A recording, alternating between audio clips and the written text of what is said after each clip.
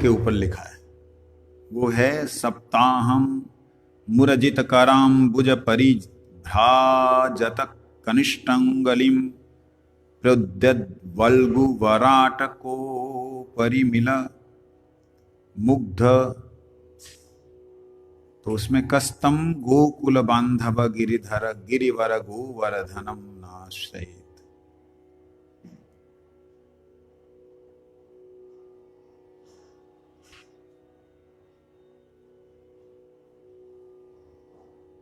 तो गिरिराज गोवर्धन में रहने की इच्छा होना, यहां तक कि एक जगह आया है, ब्रज तज मैं बैकुंठ ना जाऊं। कल भी ये बात बीच में आई थी कि ब्रज को छोड़ करके हम बैकुंठ भी नहीं जाना चाहते। कल आई थी, आज आई थी सुबह कीर्तन में, कल आज ना। ब्रज को मतलब गोवर्धन जहां नहीं है, जहां यमुना नहीं है, सूरदास जी महाराज कहते मैं वहां नहीं जाना चाहता। क्यों नहीं जाना चाहता? जहां गिरिराज नहीं है, जहां यमुना नहीं है, वहां राधा रानी भी नहीं है। क्योंकि गोलोक धाम में गिरिराज जी हैं, गोलोक धाम से इस धरातल पे आए। यमुना गोलोक धाम से सीधा आई सूर्य के माध्यम से। तो इसलिए जो गौड़ीय वैष्णव हैं, उनके लिए सर्वश्रेष्ठ अगर कोई स्थान है तो वो है श्री गिरिराज गोवर्धन। उसमें निवास का भाव, उसमें रहने का भाव अंतरात्मा में होना चाहिए। अगर गोवर्धन वास का भाव नहीं है तो ये समझ लेना कि आपको भगवान के गोलोक धाम जाने की कोई इच्छा नहीं है। बड़ा क्लियर है। तो फिर तो यहां बड़ी बड़ी बिल्डिंगें बन जाएंगी, जैसे वृंदावन दीजो बास, वृंदावन दीजो बास। अब तो वन तो रहा ही नहीं। वृंदा देवी बेचारी चिंता करती होगी कि मैं अब कहाँ, ठाकुर जी को बड़ा सुंदर एक पद है, तरुवर की छैया जित पाऊं कृष्ण कन्हैया, क्या है, कित जाऊं छोटी गैया, मैं भूली गैया तेरी, उसके अंदर है कि अब वो तरुवर नहीं मिल रहा है, वो छाया नहीं मिल रही है, मैं कहाँ जाऊं जो कृष्ण को प्राप्त करूं। तो गिरिराज गोवर्धन एक ऐसा कृपामय भगवान का रूप है कि आप किधर से भी जाके उनको प्यार कर सकते हो। बंदर, कौआ, पशु पक्षी सारे के सारे उनसे लिपटे रहते हैं, है ना। सत्यव्रत मुनि जी गिरिराज जी से सारे लिपटे रहते। आप कभी लिपटे तो कैसे चलेगा? नहीं लिपटे कोई बात नहीं, हम कहें हमारा अधिकार नहीं, तो लोटे, लिपट नहीं सकते, लौट तो सकते चरणों में। कैसे लौटेंगे? गिरिराज जी की परिक्रमा मार्ग है, लाखों लाखों लोग, करोड़ों करोड़ों लोग हर साल आते हैं। उनके उस रोड पे जो रज है, उस रज को हृदय में धारण करो। जो गंदा मन हो चुका है वो पवित्र हो। अगर आपको ऐसे लगे वहां तो बड़े उल्टे सीधे लोग होते हैं, तो निश्चित रूप से जानना कि आप गोवर्धन में आए ही नहीं, क्योंकि आपने लोगों के बाहरिक व्यवहार को देखा। संत जो हैं वो हैं जो गिरिराज जी में आए हुए लोगों के, जो लोग तो जैसे असुर वृत्ति के लोग हैं, अगर ऐसे कुछ लोग आते हैं तब भी उनकी सुकृति होती है, उनकी भक्ति की क्रिया बनती है। लेकिन संत जन किन्हें देखते हैं? संत जन देखते हैं जो परिक्रमा की भावना से आए हैं। परिक्रमा की भावना से आए, मेरे गिरिराज जी की परिक्रमा कर रहे, मेरा कितना सौभाग्य, उनके चरणों की रज मिल रही। समझे नहीं? तो गिरिराज जी में भगवान जी की वो लीला हुई है जो लीला कहीं भी नहीं हुई। कैसे हुई, कैसे प्रकट हुए गिरिराज जी? गोलोक धाम में जब श्री राधा रानी कृष्ण के वामंग से प्रकट हुई है। वामंग का मतलब, लेफ्ट साइड का मतलब हृदय के हिस्से, हृदय वाले पार्ट से भगवान के जब प्रकट हुई, मतलब चिद भगवान है, आनंद राधा रानी। जब चिद को आनंद मिला, ज्ञान को आनंद मिला, जब ज्ञान को आनंद ज्ञान में से निकला, तब वो राधा रानी का रूप प्रकट हुआ। राधा रानी ने प्रकट होते ही कृष्ण का दर्शन करते ही, हालांकि प्रकट और अप्रकट शब्द प्रयोग गोलोक में नहीं होता है, ये समझने वाली बात है, लेकिन मनुष्य का माथा ऐसा है कि उसको कल्पना ही नहीं कर सकता कि नित्य शब्द क्या होता है। जैसे सूर्य अब प्रकट हो रहा है, सूर्य नित्य है बट प्रकट हो रहा है, तो प्रकट हो रहा है मतलब पहले नहीं था सूर्य, था पहले पश्चिम देशों में था, अब पूर्व के देशों में नजर आ रहा है। ऐसे गोलोक धाम में भगवान जब अंतर लीला में होते हैं, अपने अंदर ही लीला में रमण करते हैं, तब सारे ब्रह्मांड वैकुंठ इत्यादि भगवान के भीतर प्रवेश कर जाते हैं। कैसे ब्रह्मांड नहीं प्रवेश करते, ब्रह्मांड का कारण बीज जो है वो प्रवेश करता है। ठीक है, तो राधा रानी प्रकट हुई, तो राधा रानी ने प्रकट होते ही कृष्ण के प्रति, कृष्ण के रूप को देख करके कृष्ण के प्रति आकर्षण के कारण राधा रानी ने अपने हृदय से अष्ट गोपियों को प्रकट किया। ये अष्ट गोपियां कौन है? राधा रानी के एक एक गुण है, लाड़ लड़ाना, शासन करना, प्रेम का वर्धन करना, जो उनका प्रेम है उसमें जो रति होती है, रतिमती कहते हैं ना, रति, उस रति का वर्धन करना। इस प्रकार से वो राधा रानी के अंतःकरण में कृष्ण की सेवा की लालसा से इमीडिएट 108 भाव प्रकट हुए। वो 108 के 8 भाव गोपियों के रूप में प्रकट हुए। गोपियों का मतलब आत्मस्वरूप, आत्मस्वरूप का मतलब आत्मा ही भगवान के आनंद को पी सकती है। जो भगवान के आनंद को पी पाए उसे गोपी कहते हैं। गो मतलब आत्मा, पी मतलब पीवती। लोग गो मतलब इंद्रियां कहते हैं।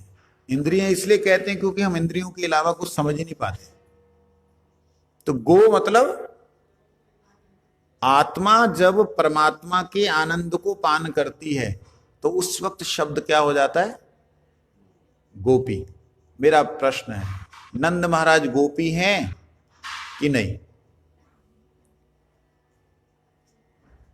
वो जो शांत रस का भक्त वो गोपी है कि नहीं? तो हम लोग गोपी शब्द का अर्थ क्या समझते हैं? संसार के मलमूत्र के स्थान वाला कोई जीव, स्त्री समझते हैं, लेकिन वहां पे ये नहीं है। वहां पे गोलोक धाम में सभी गोपी, मतलब आत्मा ही तो परमात्मा को आनंद देने के लिए विभिन्न रूपों में प्रकट हुई। वो आत्मा ही परमात्मा को आनंद पाने के लिए उसको पान कर रहे। तो राधा रानी से जब आनंद मतलब 108 गोपियां प्रकट हुई, उनसे उन 108 के मिक्सचर से, जैसे उदाहरण के लिए संख्या टोटल कितनी है? 108, संख्या 108 है। टोटल संख्या कितनी है? 16,108। कितनी संख्या है जी? 100। कितनी संख्या है जी? है? संख्या की बात कर रहा हूं। काउंटिंग नंबर्स की बात कर रहा हूं। कितने नंबर है? नंबर नंबर 9 नंबर हैं टोटल। कितने नंबर हैं? 1 2 3 4 5 6 7 9 नंबर हैं सिर्फ। ठीक है, इन 9 नंबरों से संख्या कितनी बन सकती है? असंख्य, गिनती नहीं हो सकती। इसी प्रकार से राधा रानी और अष्ट सखियां ये नव संख्या है। इन 9 के मिश्रण से 9 के एक दूसरे के भाव को देख करके एक वो तीसरा भाव प्रकट होना, और वो भाव भी भगवान के माधुर्य को पान करने के लिए होना, तो भगवान भी परेशान हो गए। परेशान का मतलब भगवान उनकी सेवा से संतुष्ट हो रहे हैं लेकिन उनको कुछ दे नहीं पा रहे, लेकिन वो सेवा में जो सुख प्राप्त कर रहे हैं उसका वर्णन वो भी नहीं कर पा रही। इसलिए एक के बाद एक। अब ध्यान दीजिएगा पंडित जी, थोड़ा जरा शास्त्री जी। 9 संख्या है, कृष्ण क्या है? कृष्ण को देखा जाए तो कृष्ण क्या है? 9 के सामने कृष्ण क्या है? शून्य। कृष्ण पूर्ण है। पूर्ण का मतलब कहीं से भी वह कमी नहीं है उससे, मतलब एक पूर्ण का मतलब होता है पूरा, लेकिन पूर्ण जब हम शब्द को बोलते हैं तो पूर्ण का ऐसे करके एक मंडलाकार व्याप्तम येन चराचरम एक स्वरूप प्रकट होता है, तो उसे क्या कहते? ज्ञान, ज्ञानमय स्वरूप। तो भगवान क्या है? शून्य, ज्ञानमय स्वरूप। राधा रानी एक, तो कितने हो गए? तो कृष्ण के कितने गुण हो गए? 10। शून्य है ना? समझ आ रही नहीं आ रही कुछ?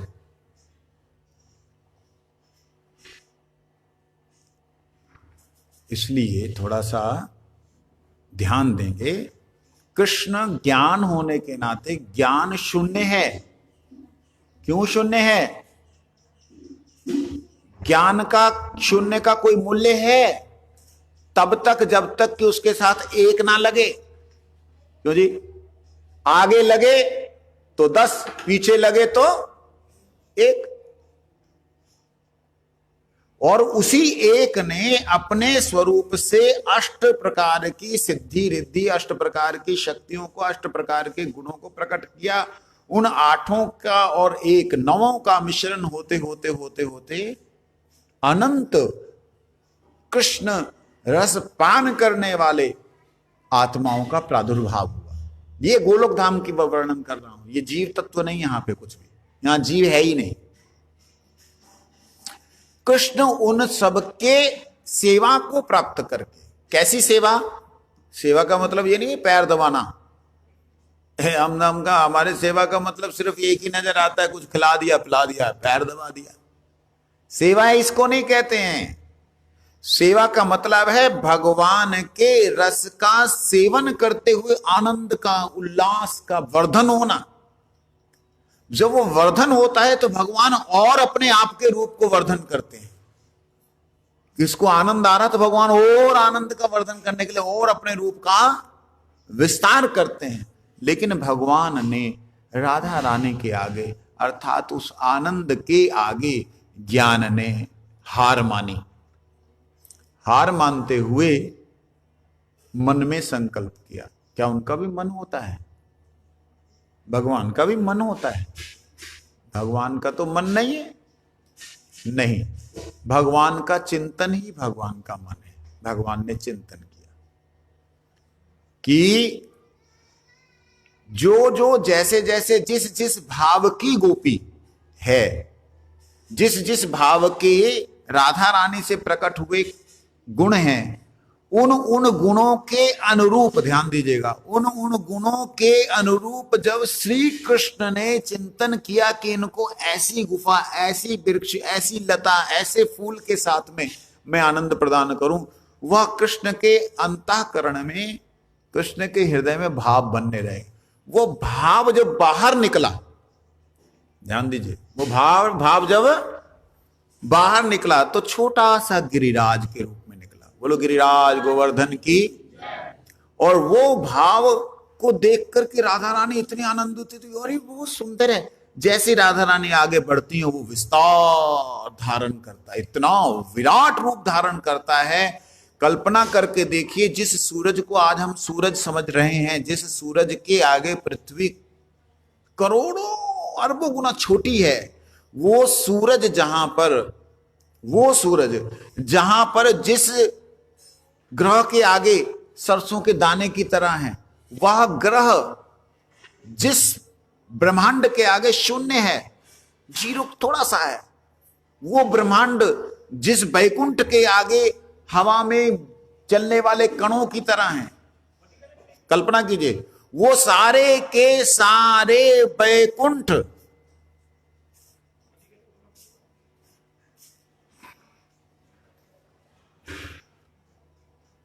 वो सारे के सारे वैकुंठ जो हैं, श्री राधे, वो वैकुंठों का जो प्रादुर्भाव है, वो जो गोलोक है, उस गोलोक का जो प्रादुर्भाव, गोलोक से प्रकट हुआ जो वैकुंठों का प्रादुर्भाव स्थान है, उसे कहते हैं गोलोक। क्या कहते हैं? उस गोलोक धाम को भी ढकने लग गया, इतना विशाल रूप धारण किया। ये हम जो देख रहे हैं, ये तो कुछ भी नहीं, एक एक कण के बराबर भी नहीं है गिरिराज जी यहाँ पे जो विराजमान है, ये तो छाया मात्र है। इतना बढ़ने, तब राधा रानी कहा बस बस बस, मैं तो हार गई। राधा रानी उसके सिर पे हाथ रखा, तब जाके वो शांत हुआ। इसलिए जब कृष्ण गोलोक धाम से धरातल पे आने लगे तो क्या हुआ?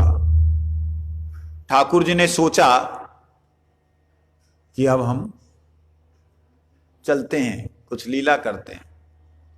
भाई, लीला करने के लिए आपको पृथ्वी पे आना पड़ेगा। क्यों? वहां लीला नहीं होती? वहां तो लीला होती है, लेकिन जो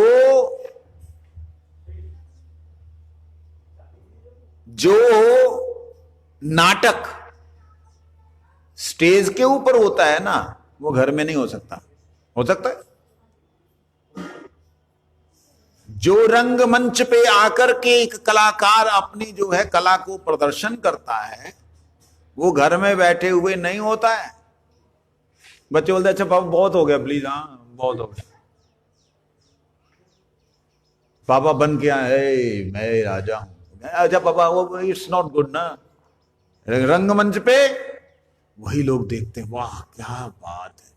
तो इसी प्रकार से भगवान का रंगमंच ये पृथ्वी, भगवान ने जब आने के लिए सोचा तो राधा रानी तो कहती मैं नहीं जाऊंगी।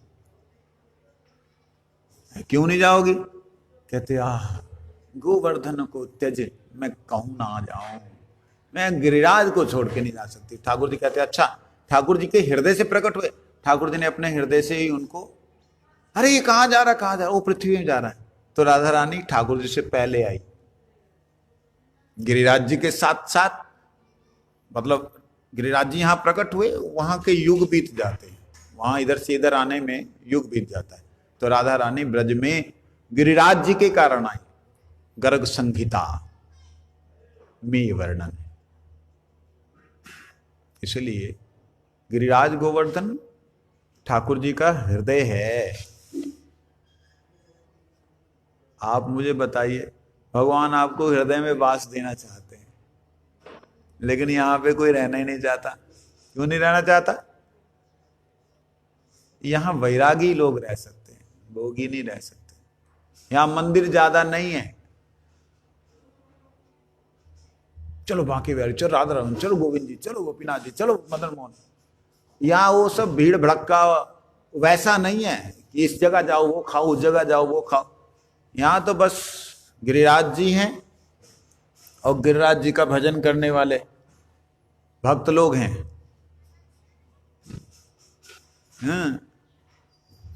तो साधना जो है, साधन करने वाले, ध्यान दीजिए एक नई बात, अभी भगवान का, मेरा प्रश्न है आप सबसे, भगवान का जो ये गिरिराज स्वरूप है, ये भगवत स्वरूप है या भक्त रूप है? हाँ जी, दोनों। भगवान का ध्यान दीजिए, भगवान का गिरिराज जो स्वरूप है ये भक्त रूप भी नहीं है, भगवान रूप भी नहीं है। ये भक्तों का स्वरूप है। मतलब भगवान भक्त का भक्त बनने की लालसा से, भगवान अपने भक्त की भक्ति मतलब उनकी प्रसन्नता की लालसा से इस रूप में प्रकट हुए। ये दास, हरिदास वर्य इनको कहते, दासों में श्रेष्ठ हैं। भगवान का ये जो अंतःकरण है ना, हृदय जो है ना, वो अपने भक्तों को प्रसन्न करना चाहता है, संतुष्ट करना चाहता है, आनंद देना चाहता है। इसलिए भगवान भक्त की भक्ति, भक्त की प्रसन्नता, भक्ति मतलब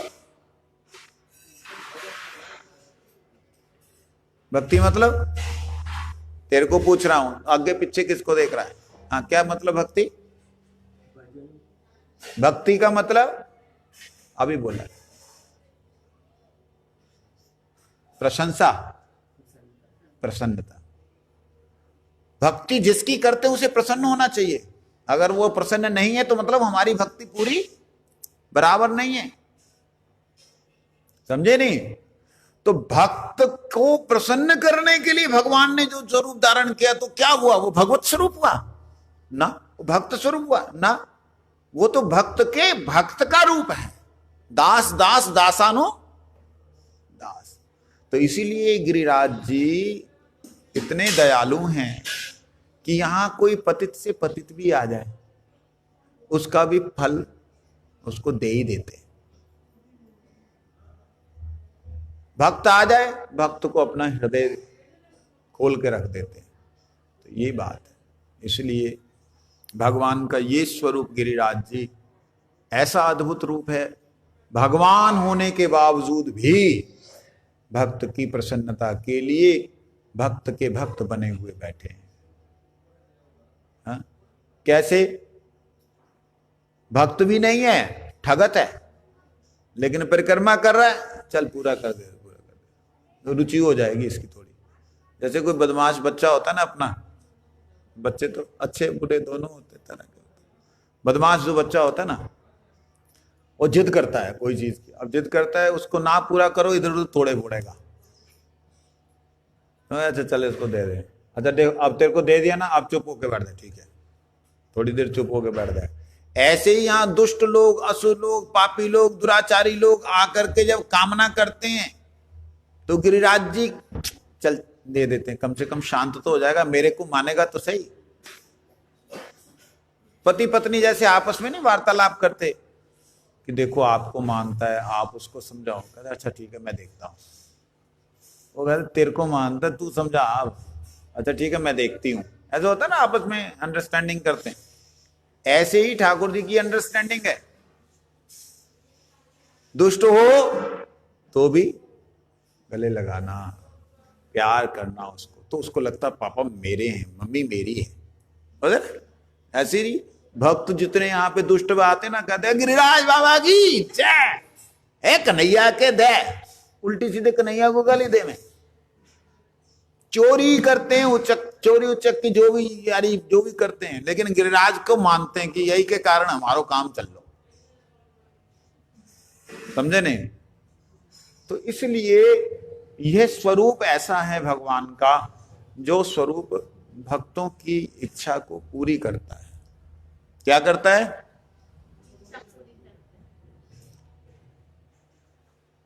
लेकिन करोड़ों में से कुछ ऐसे भक्त होते हैं जो उनकी इच्छा पूरी करते हैं। क्या क्या बोला मैंने? किनकी? करोड़ों में से कुछ ऐसे भक्त होते हैं, वो तो करोड़ों की इच्छा पूरी करते हैं, आओ जाओ ले जाओ ले जाओ। लेकिन करोड़ों में से कुछ ऐसे होते हैं जो उनकी इच्छा, उनकी क्या इच्छा है? उनकी इच्छा है श्री राधा रानी और गोपियों को संतुष्ट करना। उनकी इच्छा है जो उनके ग्वाल बाल सखा हैं उनको आनंद देना। यही तो गिरिराज जी की इच्छा है। कोई कोई ऐसा है जो उनको आनंद देने के लिए महामंत्र करता है, उनको आनंद देने के लिए राधा रानी का गुणगान करता है, उनको आनंद देने के लिए हरि कथा करता है। तो करोड़ों में कोई एक आधा होता है। हम तो उस लाइन में आते नहीं, पता ही नहीं संतुष्टि क्या है, भगवान की क्या है। लेकिन हाँ, कई बार उनकी ऐसी कृपा होती है जो कुछ सोचा नहीं होता, समझा नहीं होता, बोला नहीं होता, सुना नहीं होता है, वो सब हृदय से प्रकट होता है। वो उनकी ऐसी अद्भुत कृपा है, वो ऐसी करुणा है कि वो ये बताना चाह रहे हैं कि भाई ये तो बोला ही नहीं, इसको बोल। इसलिए गिरिराज जी का ये प्रार्थना जो दशक है, ये रघुनाथ दास गोस्वामी जी महाराज ने लिखा, उनके चरणों में वास मिले, ये आस रहे, तब जीवन सफल है।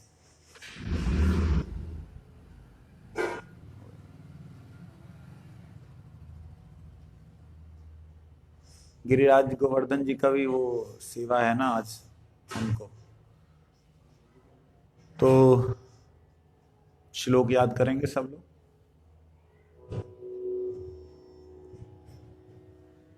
चेतो दर्पण मार्जनम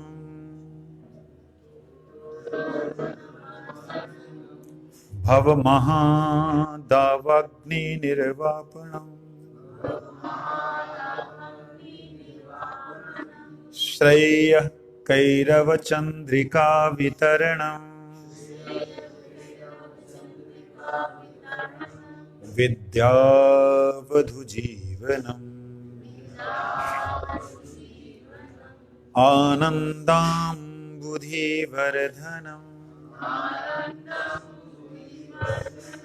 प्रतिपदं पूर्णामृत्य स्वादनम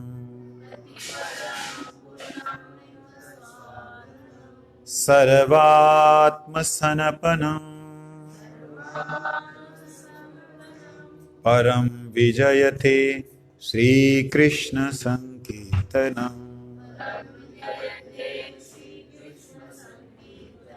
अपने हाथों को जोड़ के छाती के पास रखो। नाम नामकारी बहुधा निज सर्व शक्ति तत्र अर्पिता, तत्र अर्पिता नियमितः स्मरणेन काल एतादृशी तव कृपा भगवन् ममापि, एतादृशी तव कृपा भगवन् दुर्दैवम् ईदृशम् इहा जनी न अनुराग, दुर्दैवम् ईदृशम् इहा जनी न अनुराग तृणादपि सुनिचेना, तृणादपि सुनिचेना तरोरपि सहिष्णुना अमानि न मानदेना कीर्तनीय सदा हरिः, कीर्तनीयः सदा हरिः।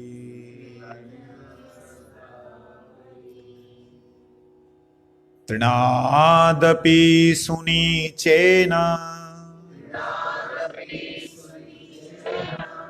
तरोरपि सहिष्णुना अमानि न मानदेना कीर्तनीयः सदा हरिः। नाम नामकारी ने नाम नामकारी, नाम नामकारी बहुधा निज सर्व शक्ति तत्र अर्पिता। हो गया। ना धनं ना जनं न सुन्दरीं कवितां वा न सुन्दरीं कवितां वा जगदीश कामये मम जनमनि जनमनीश्वरे भवताद् भक्ति रहेतु की त्वयि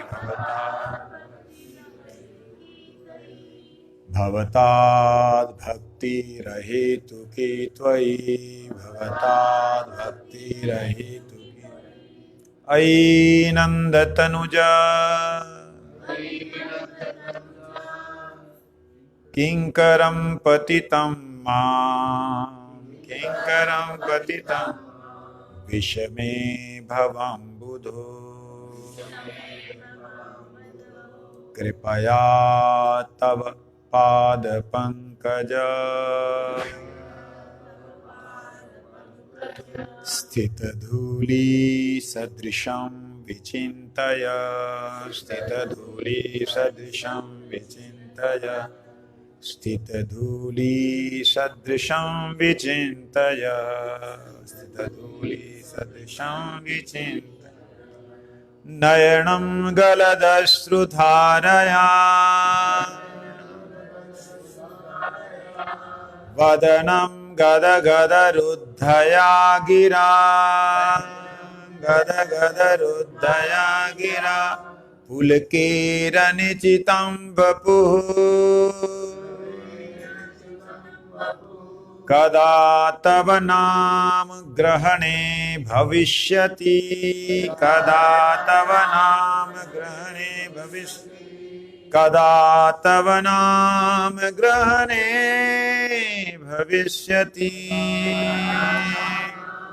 ग्रहणे भविष्यति युगायितं निमेषेण चक्षुषा प्रावृश्यायितं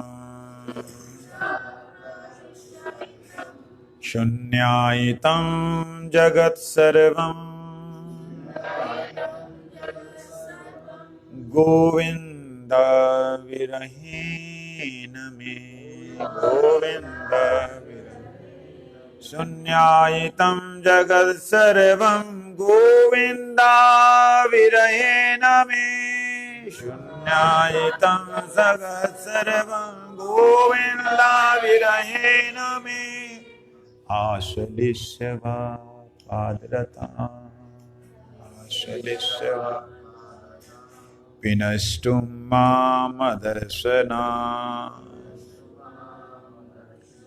मर्महतां करोतु वा